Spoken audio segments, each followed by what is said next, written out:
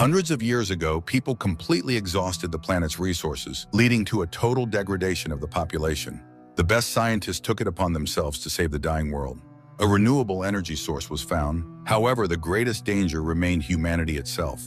Differences led to divisions between the best and the worst. It was then decided to improve humans as a species. On their 16th birthday, everyone undergoes a procedure that makes them physically perfect. No longer does anyone need to envy others or prove their superiority. Tally is one of those waiting for that day. For now, she is called an ugly, but she has the opportunity to see what she will look like, as she can choose her eye color or skin quality. That evening, she sneaks onto a bridge where her friend Paris is waiting for her. They watch a party in the City of the Beautiful, envying those who are already there. Paris is 3 months older than Tally, and tomorrow he will undergo the operation and move to the city. Tally will have to wait her turn, and she fears that Paris will forget about her. But he assures her that she will always be his squints, and he will always be her nose. He arranges to meet her in a month. The next day, the students gather in the main hall to greet those whose time has come. Dr. Cable talks about all the advantages of being beautiful and calls forward the future beauties. Paris says goodbye to Tally, and a girl named Shay, sitting next to her, notices this. In the evening, Tally returns to her room and remembers how she and Paris met when they arrived at school. He called himself Nose, and she called herself Squints. One day, the boy hurt his hand, and the girl intentionally cut her palm. From that moment on, they shared a mark of ugliness, a scar on their palms, and the belief that they were perfect for each other. The next morning in class, Tally talks about the white tiger orchid, which supplies energy to the cities and decorates the fields. That evening, she undergoes the mandatory scan for her future transformation, where she chooses gold for her eye color and dreams of reuniting with Paris, from whom there has been no news. The day of the arranged meeting arrives. The girl sneaks onto the bridge, but Nose is not there. Tally decides to sneak into the City of Joy. She reaches the outskirts, where a party is in full swing. Suddenly, a mask falls from above, allowing its owner to change their clothing. Tally puts it on, selects a dress, and heads out to search for her friend in streets filled with lights, laughter, music, and celebration. Miraculously, she finds Paris, who barely recognizes her. Even the scar on his hand is gone, though he swore he wouldn't remove it. It turns out that after the transformation, an ugly person's life becomes entirely different, where an eternal friendship oath no longer matters. Tally removes the mask to remind him of herself, but immediately becomes an unwanted presence. She runs, grabbing a rescue vest on her way. Realizing she is about to be caught, Tally jumps from a skyscraper. The vest saves her, and she manages to reach the bridge, but she is pursued, and just as she is about to be caught, Shay arrives to rescue her on her hoverboard. The girls immediately feel a kindred spirit.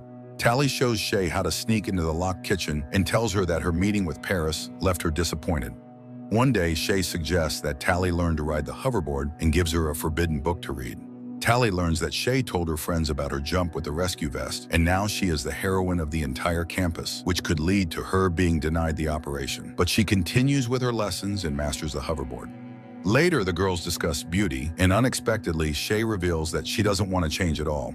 For now, she takes Tally to a training ground where, choosing the most difficult track, she puts on a masterclass.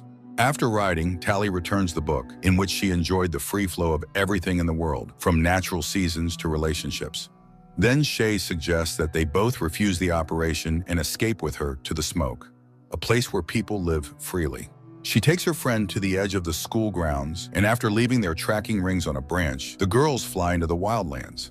Crossing a river, they arrive at the ruins of an old city. Shay shows her the remnants of a roller coaster, lamenting that it is destroyed. She takes her friend to a tall building where they can call her friends from the wild world by lighting a signal fire. Shay explains that in the outside world, people work for themselves, love, and have children. There are even old people there. Everything is like in the book they read. Shay was planning to escape with her friend David when she saw Tally on the bridge and came to her rescue. She wants to read books and have hobbies because after the operation, a person no longer decides how to live. Tally doesn't understand this, as she has dreamed all her life of being beautiful. So Shay leaves her with a coded path to the smoke and departs with David, whose fire lights up on the neighboring rooftop. Tally returns to the city, where the day of her transformation soon arrives. Unexpectedly, instead of the operation, she is taken to Dr. Cable, who turns out to be well aware of her friendship with the missing Shay. She insists that David is holding Shay against her will, brainwashing her. And only after Tally finds Shay and returns her to the city will she be allowed to become beautiful. A distressed Tally returns to her room where Paris visits her. He advises her to do as Dr. Cable asks, as it is the only way they can be together. Tally agrees. Dr. Cable explains that the residents of the Smoke are planning to destroy the city and have developed a weapon that Tally must find and neutralize. She sets off, receiving a pendant to activate when she finds the weapon.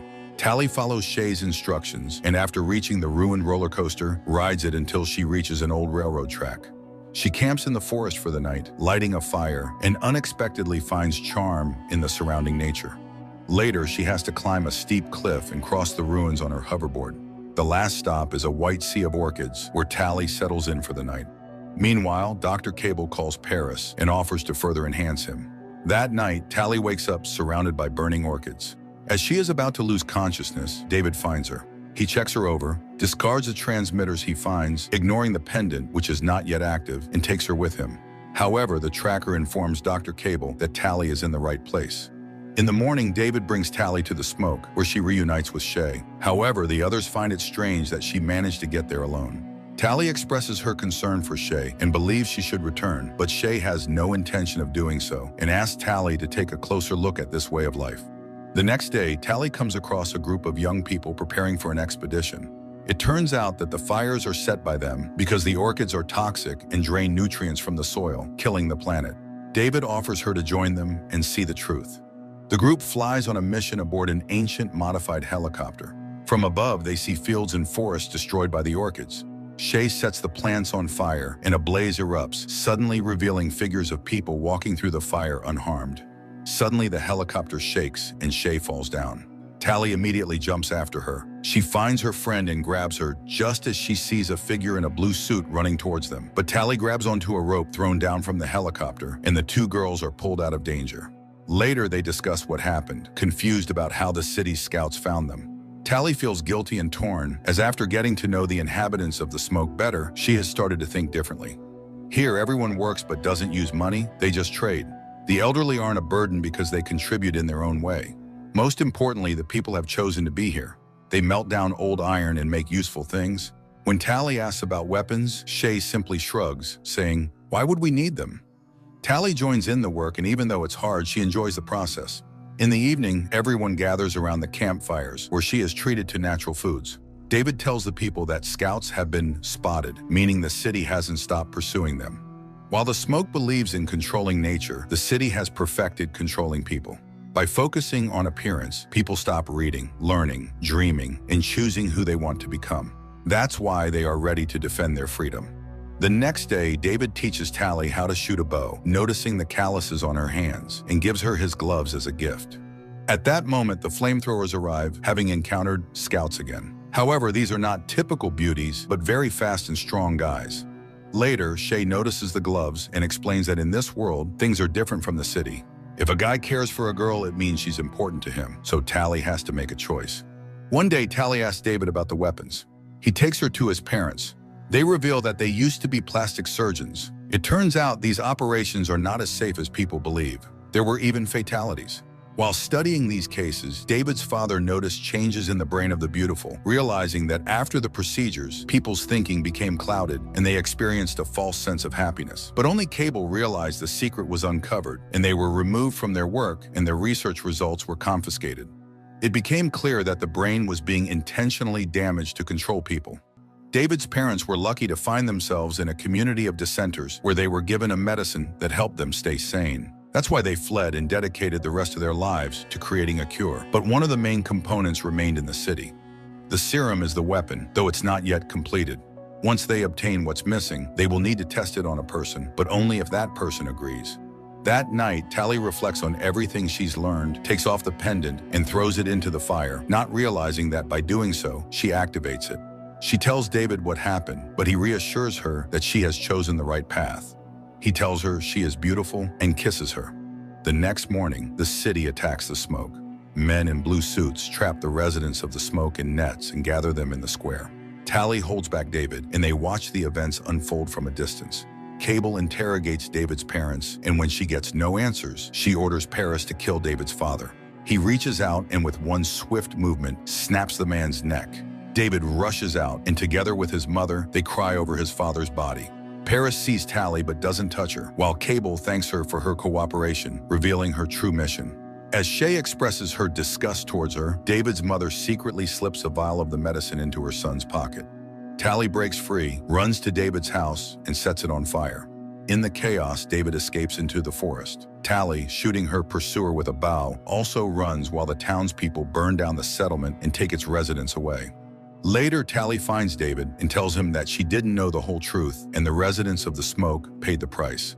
She is ready to help him get to the city and fix her mistake. She takes him to the school, introduces him to Shay's friends, and asks them for help.